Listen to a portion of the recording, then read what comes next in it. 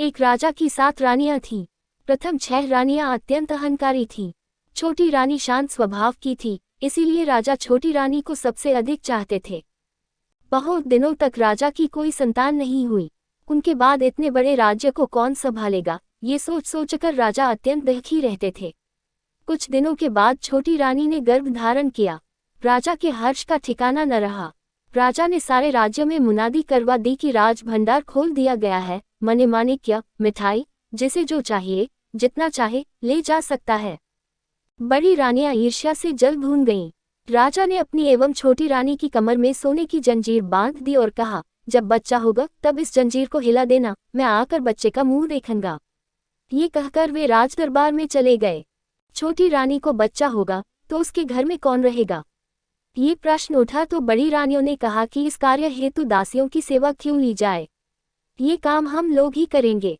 बड़ी रानियों ने छोटी रानी के कमरे में जाकर जंजीर को हिलाया। राजा दरबार का कामकाज छोड़कर ढाक ढोल, मणि माणिक्य, पंडित पुरोहित को साथ लेकर उपस्थित हुए, पर कुछ भी हुआ न देखकर निराश लौट गए। पुनः राजसभा में उनके बैठते न बैठते फिर जंजीर को हिलाया गया। राजा पुनः दौड़कर गए, इस बार भी कुछ नहीं हुआ। गुस्से में राजा ने कहा, जब कुछ हुआ ही नहीं तो जंजीर क्यों हिलाएं? मैं सब रानियों को काटकर फेंक दूंगा। ये कहकर वे चले गए। छोटी रानी ने एक एक कर 7 पुत्रों एवं एक पुत्री को जन्म दिया। सारे बच्चे चांद के टुकड़े, फूल की कली जैसे लग रहे थे। उनके जन्म लेते ही कमरा प्रकाशित हो उठा।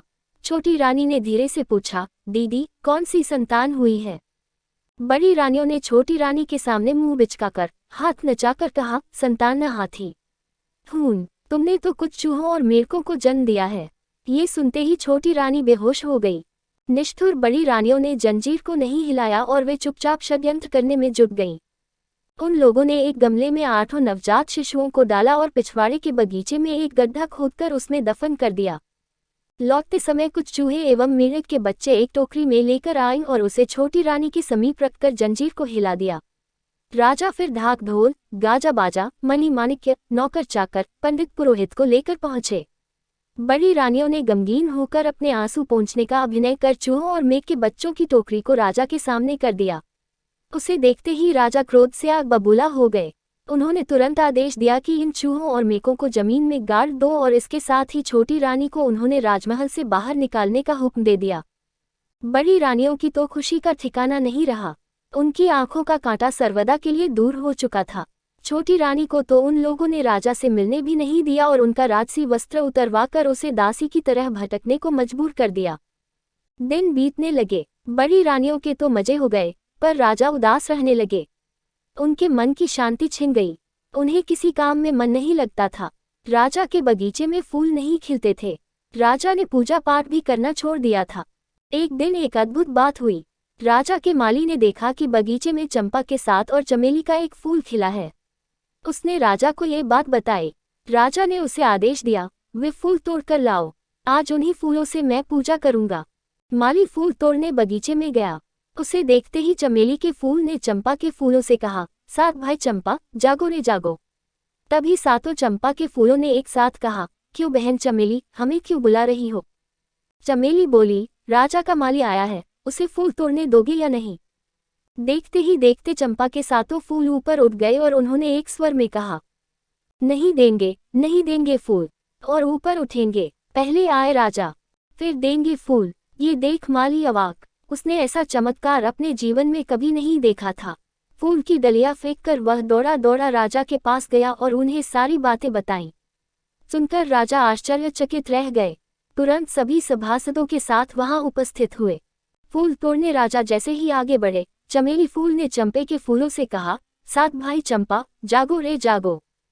चंपा के फूलों ने पूछा, क्यों बहन, किस लिए बुला रही हो?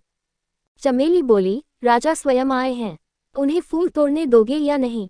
चंपा के फूल और ऊपर उठ गए और एक स्वर में बोले, नहीं दूंगा, नहीं दूंगा फूल, उठूंगा और ऊपर, पहले राजा की बड़ी रानी आएगी, तब दूंगा फूल। ये कहकर चंपा के फूल और ऊपर उठ गए।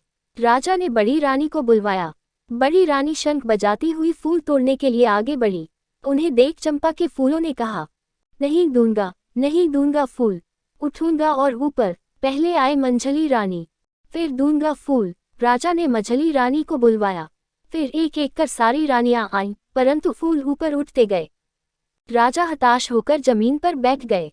तब फूलों ने कहा, नहीं दूंगा, नहीं दूंगा फूल। उठूंगा और ऊपर, पहले राजा की छोटी रानी आएगी, तब दूंगा फूल। लेकिन छोटी रानी है कहाँ? राजा ने उसकी खोज में नौकरों, रक्षकों, सिपाहियों को राज्य के चारों ओर भेजा। सभी ने उसे ढूंढना आरंभ किया। अंत में वह मिल ही गई। उसके कपड़े फटे हुए थे, हाथ पैर काफी गंदे थे, उसकी हालत अत्यंत दयनीय थी। उसी हालत में वह फूल तोड़ने के लिए आगे बढ़ी। चमत्कार हो गया, सारे फूल एकाएक नीचे आ गए। चमेली फूल भी उसके साथ नीचे आ गया। चंपा के सातों फूलों से एक एक खूबसूरत राजकुमार और चमेली के फूल से एक अपूर्व सुंदरी राजकुमारी प्रकट हुई। सभी माँ माँ कहकर छोटी रानी से लिपट गए। राजा सब माजरा समझ गए। खुशी से उनकी आंखों से आंसू निकल पड़े। उन्होंने तुरंत सभी बड़ी रानियों को कांटे के ऊपर लिटाकर जमीन में गाड़ देने का आदेश दिया एवं छोटी रानी, सातों राजकुमार और राजकुमारी के साथ राजभवन में आए। राजभवन में आनंद एवं उल्लास छा गया।